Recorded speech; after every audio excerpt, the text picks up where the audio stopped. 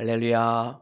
네, 오늘도 주님의 사랑과 은혜가 저와 사랑하는 성도 여러분들에게 흘러 넘치기를 예수님의 이름으로 축복합니다.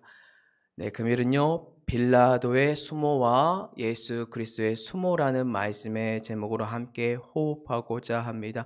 이 말씀에 호흡이 있을 때 우리가 어떠한 길을 걸어가야 하는지, 어떠한 수모를 당해야 되는지 한번 묵상해 보시면 좋을 것 같습니다. 사랑하는 성도 여러분들, 수모라는 뜻이 무엇인지 아십니까? 모욕을 당하다라는 뜻이다라고 합니다. 상대방이 있어야 되고 그 사람을 통하여서 내가 모욕을 받고 수치를 당하는 것을 수모라고 하는데요. 자, 그렇다면 기본적으로 저희가 예수 그리스도의 수모는 많이 알고 있습니다. 그런데 빌라도가 받은 수모는 무엇인지 한번 고민도 해보고 예수 그리스도의 수모 또한 비교를 하면서 한번 고민을 하는 시간을 가질 텐데요. 성도 여러분들이 한번 말씀 안에서 잣대를 세우고 중심을 세워갔으면 좋겠습니다. 자, 빌라도가 현재 받고 있는 수모, 그렇다면 무엇일까요? 네, 빌라도가 받고 있는 수모는요, 예수 그리스도를 풀어주고 싶어요. 근데 풀어줄 수가 없습니다. 총독으로서 그 자리를 지키지만 그럴 수 없다. 자존심에 스크래치가 생길 수밖에 없습니다. 한 예를 들어볼게요. 만약에 오늘날요, 누가 죄를 범했다라고 신고가 들어왔고 그 사람이 재판에 서야 되는 상황이 왔습니다. 그 사람을 데리고 왔어요. 검사, 판사, 변호사들이 계속해서 변론을 나눕니다. 근데 결국 죄가 없다, 혹은 그 사람으로 말미암아 증거가 불충분하다, 그래서 무죄 선고가 났어요. 그러면 어떻게 해야 됩니까? 풀어주어야 합니다. 네, 풀어주지 못했어요, 빌라도는. 빌라도는 어떻게 하냐면요, 예수 그리스도를 신문하고요, 그에게서 계속해서, 안타깝지만 자기가 알고 있음에도 불구하고 예수 그리스도가 수모를 당할 수밖에 없도록 한번 계속해서 던지는데요. 요한복음 18장 38절에 보니까 그가 깨달은 게 있습니다. 뭔지 볼게요. 유대인들에게 나가서 이르되 나는 그에게서 아무 죄도 찾지 못하였노라. 자, 그렇다면 빌라도가 해야 될 것 단 하나겠죠. 풀어줘야 되는데 당혹스러운 일이 생깁니다. 그가 받을 수밖에 없는 수모가 생깁니다. 이스라엘 백성 유대인들에게 다가가서 이 사람은 이제 죄가 없으니까 풀어줘야 되는데 그들에게 말을 해요. 지금 현재 명절이 다가왔고 이 명절 속에서 한 명을 풀어줄 수밖에 없는 상황인데 이 사람 풀어줘도 되겠습니까? 라고 말을 하니까 안 된대요. 당황스럽죠? 야, 그러면 어떤 사람을 풀어줘요? 바라바를 풀어주래요. 그는 강도고 살인자인데 밀란의 중심에 있는 사람인데 그 사람을 풀어주라라고 해요. 그래서 빌라도가 자연스럽게 수모를 당할 수밖에 없습니다. 자신의 위치에 있음에도 불구하고 힘없는 지도자의 모습을 보여주고 있어요. 자, 그러면서 잘못된 행동을 하는데 금일 본문 1절을 한번 볼게요. 이에 빌라도가 예수를 데려다가 책찍질하더라. 예수 그리스도가 지금 죄가 없다라고 판명이 났음에도 불구하고 지금 빌라도는요, 이제 화풀이 대상이 필요합니다. 자기의 모든 것이 스크래치가 당하면 그것을 통하여서 화풀이 대상이 필요한데 예수 그리스도를 데리고 와서 채찍질 당하게 해요. 그걸로 끝나는 게 아니고요, 머리를 써요. 예. 사람이 혹시 싫어하는 사람이 있어요. 그 싫어하는 사람이요, 누군가에게 얻어 터지거나 아니면 큰 사고가 나서 여러분들 앞에 있다, 불구가 되어서 있다. 어떤 마음이 듭니까? 국률의 마음이 들 수밖에 없도록 생각이 들겠죠. 빌라도가 어떻게 해요? 군인들에게 넘겨줘서 예수 그리스도가 모욕을 당하게 해요. 이 문맥의 흐름 속에서 뒤쪽으로 가면 또 어떤 일이 벌어져요? 죄를 찾을 수 없다, 풀어주려고 해요. 사람들 앞에 예수 그리스도의 모습을 보여줘요. 사람들은 싫어합니다. 결국 풀어주지 못해요. 힘없는 지도자, 총독으로 있음에도 불구하고 민중들을, 이스라엘 백성들을, 유대인들을 무서워하는 사람, 이 밀란이 일어날까 봐 정치적으로 어쩔 수 없이 행동하는 사람, 이 모든 게 빌라도에게는 수모다라는 뜻입니다.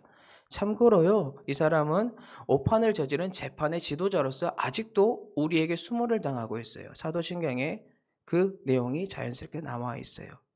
자, 무죄 추정 원칙이라는 게 있어요. 근데 여기서 나타내는 대표적인 말이 오늘날 재판을 하거나 재판 드라마를 보면 나오는 말이 있습니다. 그게 뭐냐면요.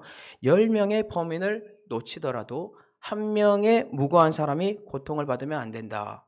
그런데 빌라도는 알고 있음에도 불구하고 이 한 사람 예수 그리스도를 넘깁니다. 이게 참으로 부끄러운 행동이고 그가 평생 동안 당해야 될 수모라는 뜻입니다. 자, 그렇다면 예수 그리스도가 받은 수모 그것은 무엇일까요?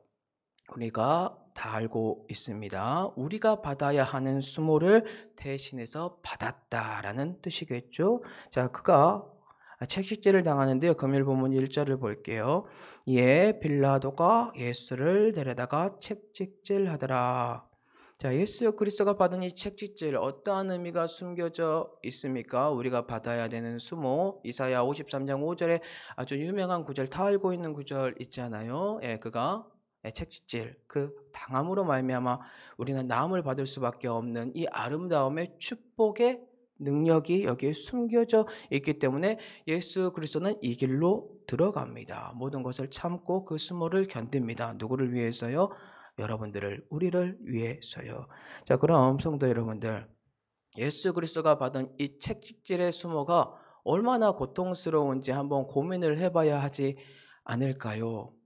로마 군인들이 채찍질하는 그 채찍 가죽끈으로 만들어져 있고요. 그 끝부분을 보면은 날카로운 못이나 날카로운 것들을 아니면은 거기에 있는 그 물체 납덩이들을 매달아요. 자, 그거를 사람에게 휘두른다 생각을 해보시기 바랍니다. 채찍을 휘두르면서 그 날카로운 못과 납덩이들이 여러분들의 살갗을 뜯어 나가게 되어 있어요. 그러면 자연스럽게 몸에서는 어떻게 될까요? 비명이 터지면서 피가 흐르게 되어 있습니다. 자, 이러한 수모를 지금 예수 그리스도가 받고 있어요. 그러면서 어떠한 고통과 어떠한 수모가 계속해서 흘러 넘치는지 한번 볼게요.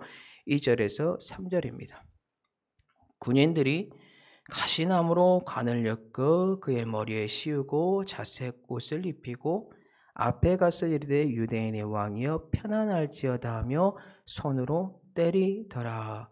자, 예수 그리스도가 받은 수모 어떤 수모가 계속해서 더해지고 있습니까? 채찍질뿐만이 아니고 군인들에게 조롱을 받고 있는데 가시로 만든 관을 그 머리에 씌우고 그 다음에 자색옷을 입힌 다음에 사람들이 놀려요. 군인들이 놀려요. 유대인의 왕이다 놀리면서 지금 때리고 있는 상황입니다. 자, 그러면 조금 더 깊게 고민을 해볼게요. 성도 여러분들, 가시로 만든 면류관을 머리에 씌우면 어떻게 될까요? 가시에 찔려 보신 적 다 있으시지요? 가시에 찔리면 아픔과 고통과 그리고 피가 나옵니다. 그 가시로 만든 면류관이 어떤 걸까요? 실질적으로 놀리기 위한 거예요. 왕이나 총독이나 기타 등등 그 사람들이 써야 되는 면류관이 아니라 조롱하기 위하여 가시 면류관을 만들어서 씌우면서 꾹 눌러요. 그러면 머리에서 어떤 일이 벌어질까요? 이마에서 두르고 있는 그 상황에서 피가 흐르게 되어 있다. 예수 그리스도의 모습을 상상을 해보시기 바랍니다. 몸에는 채찍질로 말미암아 피가 나오고 있고 머리에서는 가시 면류관을 꾹 누르면서 찌름으로 말미암아 고통 속에서 피가 흐르고 있다. 그런데 놀리는 거예요. 왕이라고, 유대인의 왕이다라고. 자, 또한 예수 그리스도가 입은 옷은 어떤 옷이죠? 자색 옷이다라고 합니다. 자색 옷은 누가 입는 옷인가요? 왕이나 귀족들만 입는 옷입니다. 자, 그런데 현재 예수 그리스도께 이렇게 좋은 옷을 입혔을까요? 아니에요. 왕이나 귀족들이 버리고 헐었던 그 자색 옷을 군인들이 가지고 와서 예수님에게 입혀놓고 놀리는 거예요. 창피를 주는 거예요. 계속해서 조롱을 하고 있다라는 것입니다. 그러면서 그에게 유대인의 왕이라 하면서 조롱하면서 그 앞에서 놀리면서 때려요. 자, 그러면 3절을 한번 봐볼게요. 3절에 보니까 앞에 가서 이르되라고 제가 포인트를 줬어요. 예, 유대인의 왕이 편안할지어다 하며 손으로 때리더라. 여기 앞에 나와 있는 앞에 가서 이르되라는 이 단어가요. 뭐라고 되어 있냐면 미완료 시제로 되어 있습니다. 완료된 단어가 아니고요. 미완료 시제. 이게 무슨 뜻일까요? 네. 반복해서 이 행동을 예수 그리스도 앞에서 행동을 했다. 군인들이 반복해서 유대인의 왕이여 놀리면서 침뱉고 손으로 때리고 숨어주면서 그 앞에서 경례하고 경배하는 척하면서 그를 계속해서 고통 중으로 몰고 갔다라는 뜻입니다. 예수 그리스도가 받은 수모가 보이십니까? 가시면류관으로 말미암아 피가 흐르고 몸에는 채찍질로 말미암아 피가 흐르고 누더기 같은 자색 옷을 입고 있으면서 침과 그리고 폭력을 당하고 있으며 그로 말미암아 정신적인 거 몸적인 거 모든 것들이 계속해서 피폐하게 만들어지고 있어요. 빌라도가 원하는 것은 이 사람이 계속해서 이러한 모습을 통해 민중들이 마음이 조금 누그러져야 돼요. 안타깝죠? 가장 슬픈 것은 무엇인지 아십니까? 예수 그리스도가 이 땅에 오셨는데요. 유대인의 왕으로 두 번의 경배를 받아요. 네, 두 번의 경배를 받는데 첫 번째와 두 번째 경배가 너무나 대조적이다라는 것입니다. 첫 번째 경배는 언제 벌어지냐면요. 아기 예수 탄생 때 동방 박사가 헤로드 왕 앞에서 고백을 하는데 마태복음 2장 2절입니다. 유대인의 왕으로 나신 이가 어디 계시냐? 우리가 동방에서 그의 별을 보고 그에게 경배하러 왔노라 하니 동방 박사들이 지금 예수 그리스도를 찾고 있어요. 별을 보고 찾아왔고 결국 유대인의 왕 예수 그리스도 앞에서 네, 경배하는 것을 우리는 다 알고 있습니다. 자, 그러면 두 번째 유대인의 왕 경배가 어디에 나와 있습니까? 그게 바로 오늘 본문이다라는 것입니다. 군인들이 예수 그리스도를 조롱하면서 그 비참한 모습 앞에서 유대인의 왕이다라고 말을 하면서 거짓된 경배를 통하여 예수 그리스도가 수모를 당하고 있는 것. 자, 그렇다면 예수 그리스도가 누구를 위하여 수모를 받고 있다고요? 바로 우리를 위하여, 우리의 나음을 위하여 예수 그리스도가 계속해서 그런 수모를 당했다라는 거예요. 네. 자, 그렇다면 왜 이렇게까지 예수 그리스도께서 수치를 당했는지 우리는 알고 있는데 말씀을 한번 정리하면서 다시 한번 곱씹어 봤으면 좋겠습니다. 오늘 우리는 두 가지 수모를 배웠습니다. 하나의 수모는요, 빌라도의 수모였습니다. 빌라도의 수모는 예수 그리스도가 죄가 없다는 것이 정확하게 판명이 났음에도 불구하고 민중이 무섭습니다.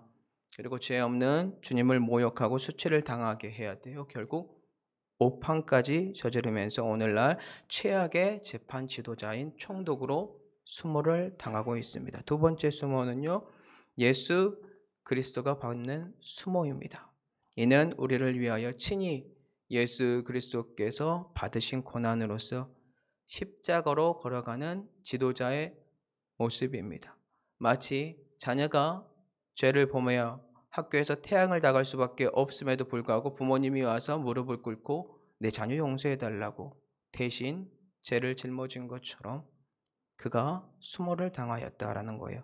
참으로 흠모할 것 하나도 없죠. 하지만 이 모습이 우리에게 진정으로 주고자 하는 예수 그리스도의 모습입니다. 이 수모는 사랑이며 모든 인류의 죄를 사해 주시는 예수 그리스도의 희생입니다.